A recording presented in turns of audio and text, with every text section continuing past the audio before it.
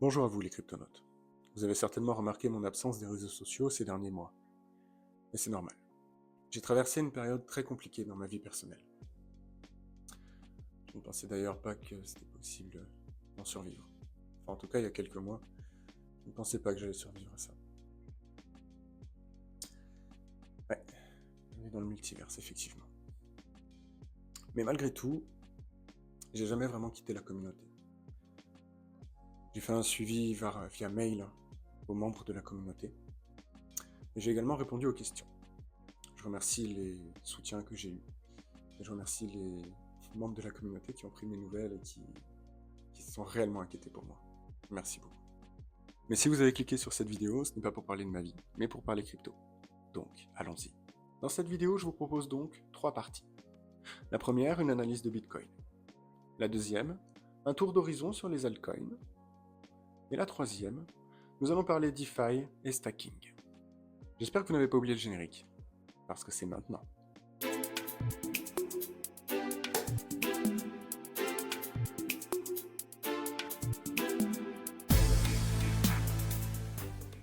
Et si c'était le moment de vous séparer de vos BTC?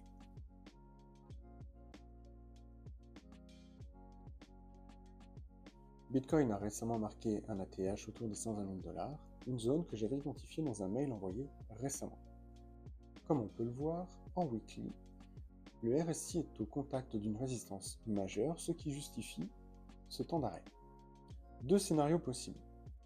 Le RSI reste sur la résistance pendant un moment avant de la franchir avec force, ou le RSI revient sur la moyenne, tricote un petit peu entre la résistance et la moyenne pour la franchir avec force. Il faut noter que la zone des 120 000 $ était une zone largement identifiable puisqu'elle reposait sur un retracement de Fibonacci de cette dernière correction. Donc effectivement, nous sommes sur le 1.618 autour des 120 000 $. Cela dit, je n'envisage pas une correction aussi longue que celle du début d'année, tout simplement parce que comme vous pouvez le voir ici, pour moi, la fin de cycle est très proche. Comme je l'avais dit dans une ancienne vidéo, la fin de cycle reste prévue, sauf surprise, pour septembre ou octobre 2025. Ma stratégie est claire. Le plus gros du bull run est déjà passé sur Bitcoin. Et si Bitcoin atteint les 140 000 $, ce sera déjà énorme. C'est pour cela que j'ai déjà converti une partie de mes Bitcoins en altcoin. C'est là que le plus gros gain reste à faire. Je mise notamment sur Ethereum, qui a été très longtemps boudé et qui est sur le point d'être idolâtré. Comme je vous l'avais dit, c'est le prix qui fait le projet.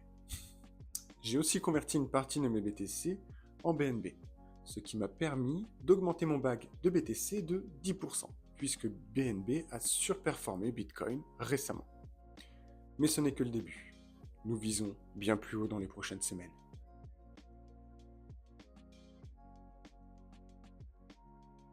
Commençons par le Total 3 qui regroupe toutes les crypto-monnaies hormis Bitcoin, Ethereum et les stablecoins. Attention, il y a plusieurs Total 3, il y en a qui incluent les stablecoins, d'autres non. Je préfère personnellement les exclure pour analyser un petit peu mieux les altcoins.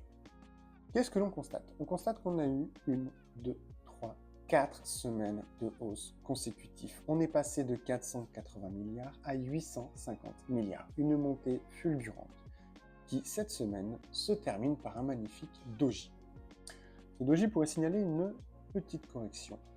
Une correction qui pourrait aller vers la zone des 0.236 de Fibonacci et 0.382 de Fibonacci, ce qui coïncide parfaitement avec une zone de support potentiel. Attention, ceci est un scénario parmi tant d'autres. Personnellement, je suis déjà positionné sur des altcoins que j'ai choisis, mais ceux qui cherchent encore, voici quelques structures intéressantes à surveiller, notamment si vous ne vous êtes pas encore positionné ou que vous hésitez à changer d'altcoin. Avant de passer sur les altcoins, je vais vous montrer le RSI du Total 3 parce que j'ai totalement oublié de vous en parler. Au niveau du RSI, du coup, on voit que le momentum est bien reparti, ce qui est normal puisque le prix a bien augmenté ces 5 dernières semaines. Juste avant de partir, on a vu qu'il a franchi sa moyenne, après appuyé sur sa moyenne et a ensuite percé une résistance qui était là depuis quelques temps. Maintenant, le RSI est sous une autre résistance. On la voit juste ici, il a rebondi 2 fois sur les 58 avant de plonger. Donc là, le RSI vient de retaper une résistance. Il a un support juste en dessous, la moyenne est également en dessous et la moyenne est ascendante.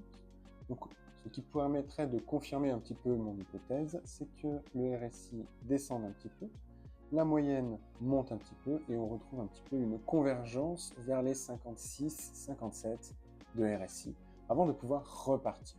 Mais attention, ceci est un scénario parmi tant d'autres, il peut se passer tout et n'importe quoi et seul le prix validera ou invalidera mon scénario. Passons maintenant aux altcoins. Commençons par Injective. Ce token vient de casser un triangle, validant ainsi un double creux ascendant.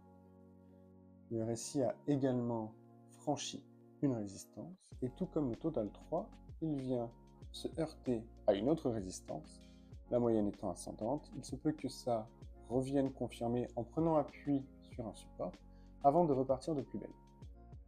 Et en général, quand nous avons un triangle, le prix casse ce triangle et revient tester le haut du triangle en tant que support avant de repartir vers le haut. La prochaine target de Injective est facilement 20 $. Passons maintenant à AAV, qui a fait une très belle montée ces dernières semaines, un projet très solide qui montre des signes clairs de force. Tout retracement vers la zone des 0,236 de Fibonacci pourrait être une bonne zone d'entrée.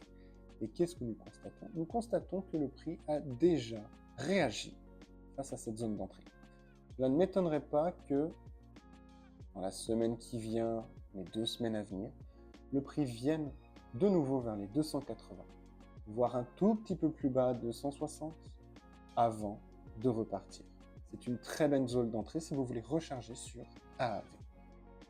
Passons maintenant à Ondo.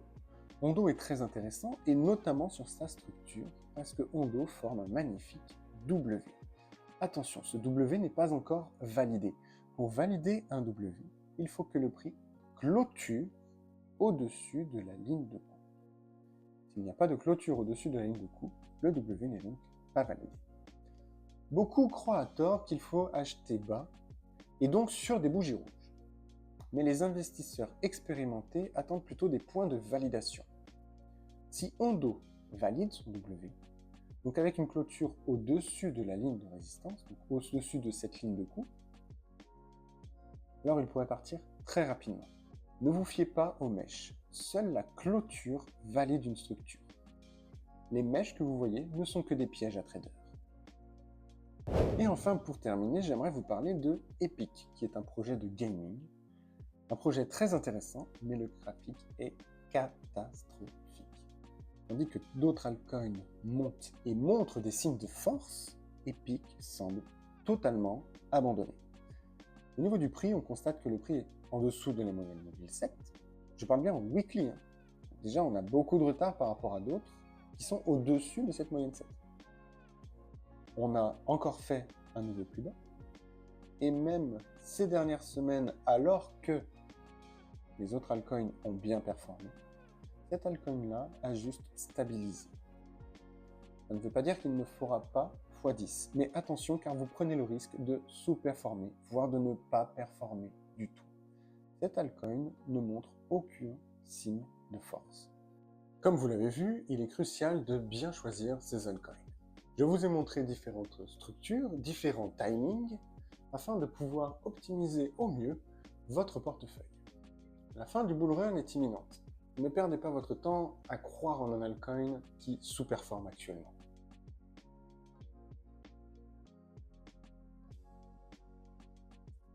Comme je vous l'ai dit en début de vidéo et un petit peu tout le long de cette vidéo, nous sommes vers la fin de ce cycle de 4 ans. Et il serait très dommage pour vous de louper votre point de sortie si par exemple vous avez des tokens qui sont bloqués dans un protocole de stacking ou encore dans une pool de liquidité. Personnellement, j'ai déjà lancé le unstacking de la plupart de mes crypto-monnaies, si ce n'est l'intégralité de mes crypto-monnaies, notamment Atom. Atom qui a un très long délai de unstake. Mais si vous avez également du DOT qui sont stakés, n'oubliez pas que le délai pour unstake vos DOT sont également très longs. Côté DeFi, je suis encore sur la pool BTC Ethereum. Je pense sincèrement que Ethereum devrait surperformer BTC dans les mois à venir. Et cela me permettrait de gagner des bitcoins grâce à l'impermanent truth. Je vous en ai déjà parlé dans une ancienne vidéo. Et si BTC monte encore et dépasse les 140 000 $, je le mettrai sur une pool face à un stablecoin. Mettre Bitcoin face à un stablecoin sur une pool de liquidité revient à shorter le Bitcoin tout en ne payant pas des frais, mais en étant payé parce que nous fournissons de la liquidité. Mais nous n'en sommes pas encore là.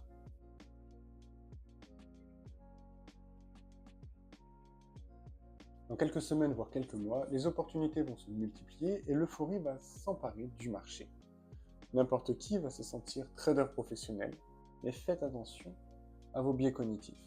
J'ai d'ailleurs fait une vidéo sur les biais cognitifs pour que vous puissiez maximiser vos chances de sortir au bon moment dans ce bull run. Ce qui me fait dire que nous approchons de la fin du cycle, c'est que je constate déjà des signaux qui ne trompent pas. Les targets de BTC il y a quelques mois, voire il y a quelques années, étaient à 120 000 $ maximum. On entendait des 150, 180, mais c'était beaucoup trop. Maintenant que nous avons atteint les 120 000 $, je commence à entendre 180, 202, 150 000 $. Typique de la fin des bull run. On augmente les targets au fur et à mesure que l'on les atteint. Et j'entends aussi des phrases comme « cette fois-ci, c'est différent ». Trump est super bullish sur les cryptos. BlackRock est également bullish sur les crypto-monnaies. Les institutionnels sont derrière Bitcoin. Impossible qu'il rechute. Tout ça peut nous faire croire que Bitcoin ne peut pas corriger. Je vous rappelle que Bitcoin est passé de 15 ou 16 000 $ et est actuellement à 120 000 $. Pratiquement un x10 en moins de 2 ans. Donc restez bien focus et restez surtout lucide dans vos targets. Je vous dis à la prochaine les cryptonautes et rendez-vous sous the moon.